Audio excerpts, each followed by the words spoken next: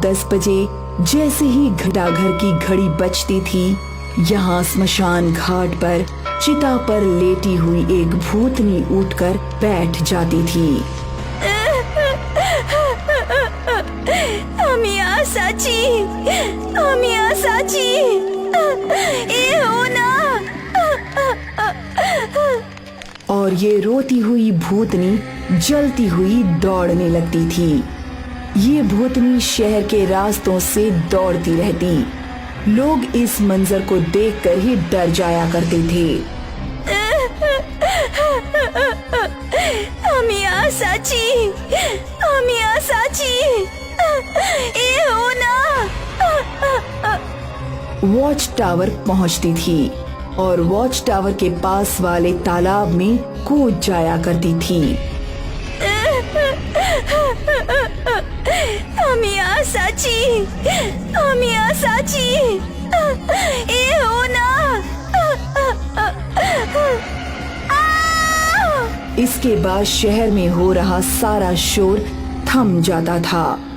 शहर के लोग इस घटना से परेशान थे। ये कौन है? रोज ये क्यों ऐसे दौड़ती है? हमें इस औरत की आत्मा को मुक्ति दिलवानी चाहिए। हाँ, रोज रोज इस मंजर को देखकर शहर के सारे बच्चे डरने लगे हैं। हाँ, लेकिन हम सब इस भूतनी का क्या कर सकते हैं? हम कुछ नहीं कर सकते, पर शमशान में बैठने वाले अघोरी जरूर कर सकते हैं। लेकिन रात में शमशान जाना क्या ठीक होगा? उनसे मिलना है तो हमें अभी ही जाना होगा। हम सब साथ चलते हैं, देखते हैं क्या होता है। तीनों डरे सहमे थे, पर फिर भी वो स्मशान की ओर चल पड़े। स्मशान में उन्होंने देखा कि अघोरी अपनी आंखें बंद करके चिता पर बैठा था। बाबा, हमारी मदद कीजिए। हम सब रात 10 बजे आने वाली भूतनी से परेशान हैं। शहर में लोग रहने से डर रहे हैं, कृपया हमारी मदद कीजिए। अघोरी बाबा ने अपनी आंखें खोली। उस भूतनी से छुटकारा पाने के लिए तुम्हें भूतनी का अतीत पता होना चाहिए। ये उन दिनों की बात है जब इस जगह शहर नहीं गांव था। इस गांव में चटर्जी परिवार रहने आया। ये लोग बंगाल के रईस लोग थे। चटर्जी परिवार में उनकी एक ही बेटी थी, पीहू चटर्जी। पीहू 17 साल की थी। पीहू के पिता ने इस गांव का गोदाम खरीदा था और अब वो उसके नए मालिक थे। कभी कभार वो पीहू को अपने साथ गोदाम ले जाया करते थे। वहीं उसकी मुलाकात सुजॉय से हुई। आपना नाम की? हमार नाम सुजॉय। आपना की बांग्ला जानी? हाँ, और बस यहीं शुरू हो गई पीहू और सुजॉय की दोस्ती। वो लोग अक्सर एक दूसरे से बातें करते थे। सुजॉय उसे घुमाने बाजार ले जाया करता था और धीरे धीरे उन दोनों को एक दूसरे से प्यार हो गया। अमी तुम्हारी भालोबाशी। पीहू शर्मा गई, पर वो भी सुजॉय को पसंद करने लगी थी।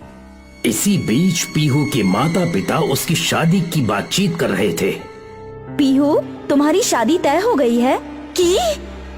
ये सुनकर पीहू परेशान हो गई। वो सुजॉय से प्यार करती थी और उसे सुजॉय से ही शादी करनी थी।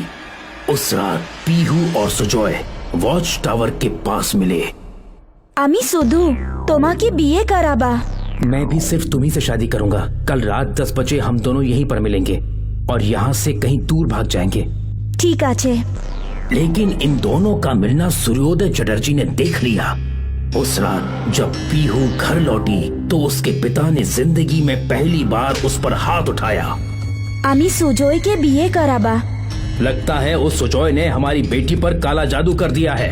हाँ, वरना आज तक तो इसने हमारे सामने कभी ऊंची आवाज में भी बात नहीं की। कल सुबह ही इसे यहाँ से भेज देंगे, ये यहाँ नहीं रहेगी। और सुबह होते ही सुनंदा अपनी बेटी को लेकर निकल पड़ी और वो लोग कुछ ही दूरी पर पहुँचे थे कि उनकी कार का एक्सीडेंट हो गया। सुजॉय! सुजॉय! कोई नहीं बचा, न सुनंदा, न पीहू और न ही ड्राइवर। सारे लोग मारे गए। सुनंदा और पीहू की लाश उसके घर लौटी। सुनंदा, पीहू। सबने लाश के अंतिम दर्शन कर लिए सिवाय सुजॉय के। उस बेचारे को तो पता भी नहीं था कि उसकी दुनिया बसने से पहले ही उजड़ चुकी थी। वो तो दूसरे गांव में जाने की तैयारी कर रहा था। रात 10 बजने से पहले वो वॉच टावर के पास वाले तालाब के पास पहुंच गया और पीहू का इंतजार करने लगा। यहाँ पीहू की लाश चिता पर रखी हुई थी।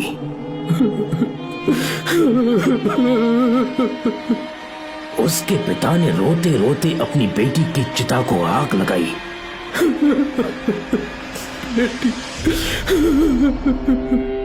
पर जैसे ही घड़ी में 10 बजने का घंटा बजा, पीहू के शरीर में उसकी आत्मा लौट आई। वो सुजॉय के पास जाना चाहती थी और इसीलिए वो जलता हुआ शरीर लेकर सुजॉय से मिलने के लिए घंटाघर की ओर दौड़ पड़ी। जिन लोगों ने ये दृश्य देखा वो बेहोश हो गए। दौड़ती हुई पीहू सुजॉय की ओर बढ़ रही थी। सुजॉय डर गया।